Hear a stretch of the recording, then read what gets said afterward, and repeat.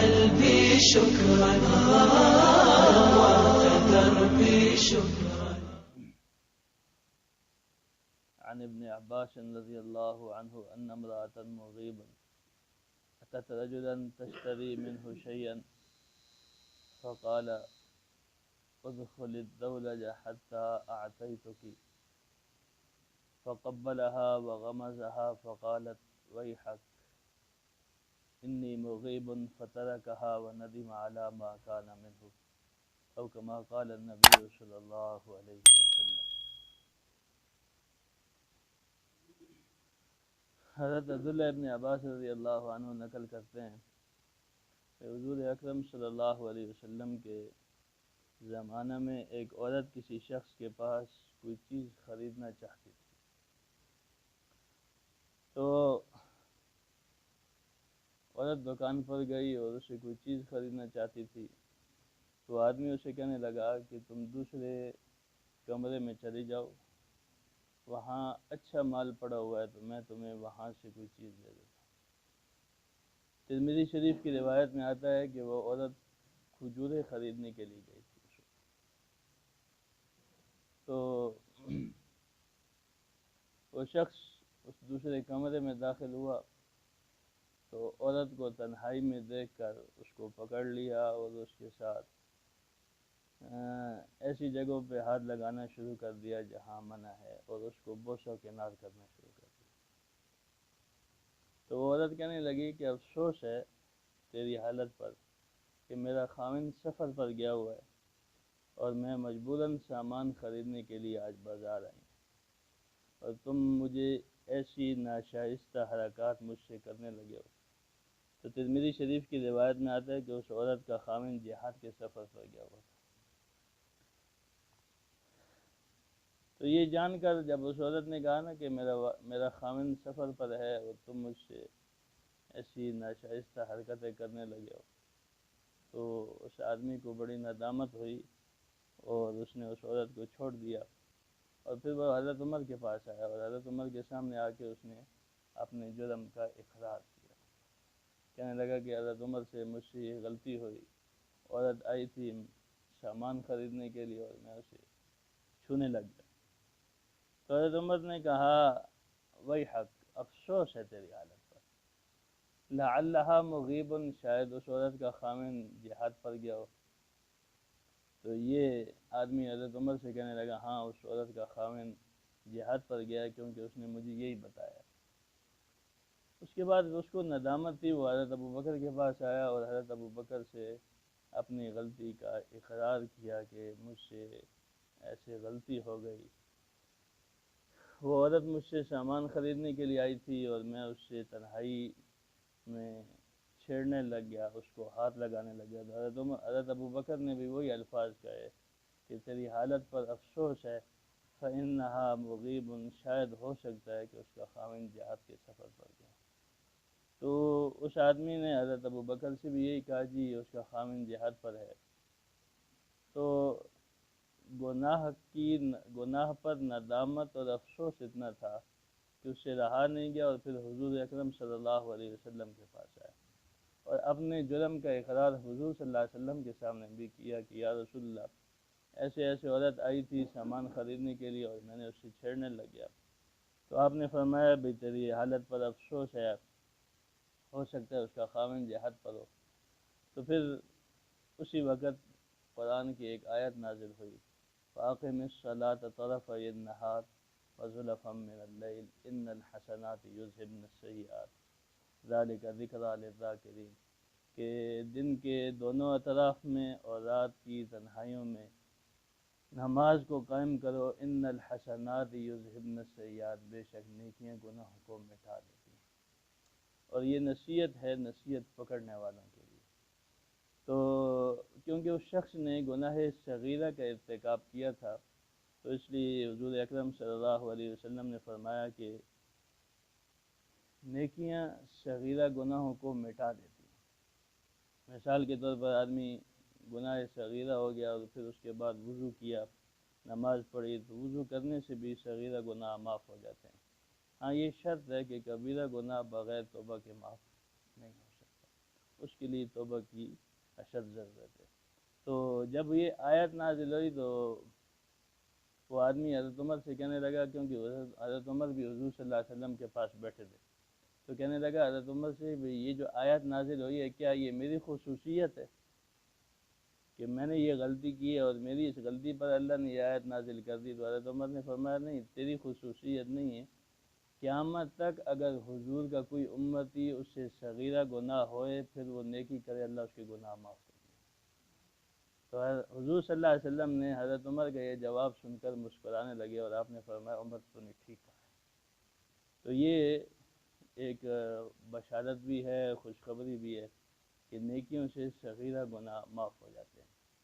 تو میں سوچ رہا تھا کہ یہ معاملہ تو جہاں جو واقعہ ذکر ہوا ہے یہ حضور صلی اللہ علیہ وسلم کے زمانے کا ہے کہ اس عورت سامان لینے کے لیے گئی اور تنہائی کے اندر اس کے ساتھ ایسی حرکت ہوئی اور اس آدمی سے رہا نہ گیا۔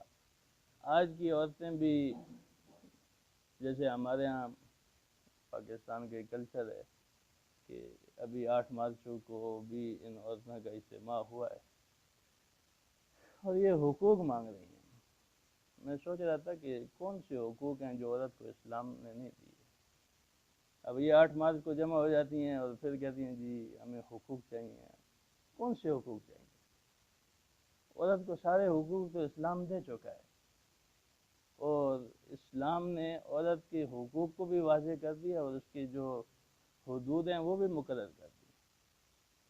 تو سمجھ یہ آیا کہ یہ حقوق نہیں مانگ رہی بلکہ یہ حقوق کے نام پر فحاشی کو فروغ دینا چاہتی ہیں۔ یہ چند ایک ہیں جو ہمارے ملک کا اور ہمارے اس کلچر کو خراب کرنا چاہتے ہیں۔ عورت کا مقام تو اسلام بڑے آسان طریقے سے بیان کر چکا ہے۔ عورت کو 4 دیواری میں اس لیے علامہ اقبال نے کہا نا کہ اس کا فیصلہ عورت کو خود کرنا ہے، کہ عورت جو کہتی ہے کہ ہمیں مرد کے برابر حقوق چاہیے تو پھر یہ فیصلہ عورت خود کرے کہ اسے گھر کی 4 دیواری میں رہ کر زندگی گزارنی ہے یا سڑکوں پر آ کر مردوں کے برابر پتھر کوٹ کی زندگی گزارنی ہے۔ تو یہ فیصلہ عورت کو خود کرنا ہے۔ تو اس لیے کیونکہ علامہ اقبال یہاں بولے ہیں کہ اسلام نے عورت کو بڑے واضح حقوق دے دیے۔ اب پچھلے دنوں میں ایک انٹرویو سن رہا تھا تو وہ وہاں صحافی نے اسے سوال کیا کہ یہ کیا ہے، تو اس نے قرآن کی ایک آیت پڑھی والمؤمنون والمؤمنات بعضهم اولیاء بعض، کہ سورۃ توبہ کی آیت ہے کہ مومن مرد اور مومن عورتیں آپس میں دوست ہیں۔ اب اس نے آیت کا پچھلا حصہ نہیں دیکھا، قرآن نے کچھ اور کہا ہے کہ والمنافقون والمنافقات بعضهم من بعض، کہ منافق مرد اور منافق عورتیں ایک دوسرے میں سے ہیں اور ایمان والے مرد اور ایمان والی عورتیں۔ لیکن اس نے اس کو غلط رنگ دے کر یوں استدلال کیا ہے کہ بھئی مرد اور عورت کی دوستی جائز ہے۔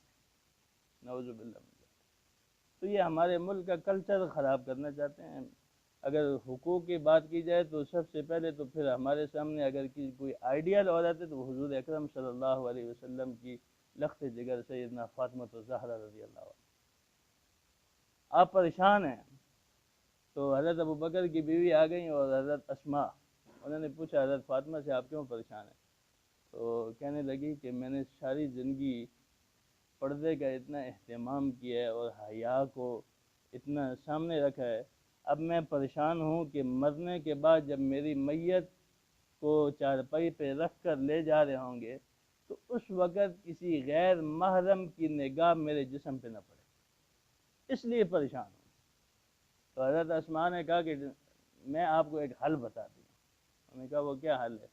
کہا کہ میں حبشہ میں گئی تو وہاں کے لوگوں کو دیکھا کہ وہ اپنی عورتوں کو جب ان کی میت لے کے جاتے ہیں تو ان کو چارپائی پہ لٹاتے ہیں اور چارپائی کی جو چاروں پائے ہوتے ہیں نا وہاں اتنی لمبی لمبی لکڑیاں لگا دیتے ہیں چاروں پاؤں میں، اور پھر ان کے اوپر لکڑیاں لگا کے اس کے اوپر چادر ڈال دیتے ہیں جس سے عورت کا جسم نظر نہیں آتا۔ تو حضرت فاطمہ رضی اللہ عنہ اتنی خوش ہوئیں۔ روایات میں آتا ہے، تاریخ کی مؤرخین نے لکھا ہے کہ حضور اکرم صلی اللہ علیہ وسلم کی وفات کے بعد حضرت فاطمہ پہلے دن اتنا زیادہ خوش ہوئی ہیں، اس سے پہلے کبھی خوش نہیں، کہ مجھے ایک طریقہ پتہ چل چکا ہے کہ میرے مرنے کے بعد میرے جسم کی حفاظت بھی اس طرح کی جا سکتی ہے۔ اس لیے علماء سیرت کی کتابوں والوں نے لکھا ہے نا کہ جب حضرت فاطمہ میدان حشر میں گزریں گی نا تو اللہ فرشتوں سے کہیں گے کہ اپنی نگاہیں نیچی کر لو، محمد الرسول اللہ کی بیٹی آ رہی، اپنی نگاہیں جھکا کے رکھو، اس لیے کہ اس نے حیا کو اتنا سامنے رکھا ہے کہ دنیا میں کسی غیر مرد کی نگاہ اس کے جسم پر نہیں پڑی، آج کوئی فرشتہ بھی اس کی طرف نگاہ اٹھا کے نہیں لے۔ اس حیا پر اللہ نے یہ مقام دیا ہے۔ حضرت عائشہ کہتی ہیں کہ جب حضور صلی اللہ علیہ وسلم کی وفات ہوئی تو میں آپ کے روضہ اطہر پر سیدھا چلی جاتی تھی، دوپٹہ نہیں کرتی تھی۔ حضرت ابو بکر کی وفات ہوئی تو حضرت ابو بکر کی وفات کے بعد بھی میں دوپٹہ نہیں کرتی تھی، میں سیدھا چلی جاتی تھی، کیونکہ حضرت ابو بکر میرے والد تھے، حضور صلی اللہ علیہ وسلم میرے شوہر تھے۔ لیکن جب حضرت عمر کو دفن کیا گیا تو اس کے بعد جب میں روضہ اطہر پہ جاتی تھی تو میں دوپٹہ لے کے جاتی تھی اور اپنے چہرے کو ڈھانک کے جاتی تھی، مجھے حضرت عمر سے حیا آتی تھی۔ وہ حیا کا یوں مقام بیان کر رہے ہیں۔ آج کون سے حقوق ہیں جن کو نہیں ملے، جو اسلام نے نہیں دیے، اور یہ حقوق مانگ رہے ہیں؟ تو بات حقوق کی نہیں ہے، بات ہمارے ملک کے اندر بے حیائی کو فروغ دینا ہے۔ تو اس لیے میرے محترم، ہمیں اپنے معاشرے کو ٹھیک کرنا ہے، ہمیں خود کو ٹھیک کرنا ہے، ہماری زندگیاں ٹھیک ہو جائیں گی۔ ہماری زندگی خوبصورت کیسے بنے گی؟ ہماری زندگیوں میں سکون تب آئے گا جب ہماری زندگیاں خوبصورت بنیں گی، اور ہماری زندگیاں خوبصورت کیسے بنیں گی؟ وہ حضور اکرم صلی اللہ علیہ وسلم کے بتائے ہوئے طریقوں سے۔ تو اللہ پاک ہمیں حضور صلی اللہ علیہ وسلم کی سیرت طیبہ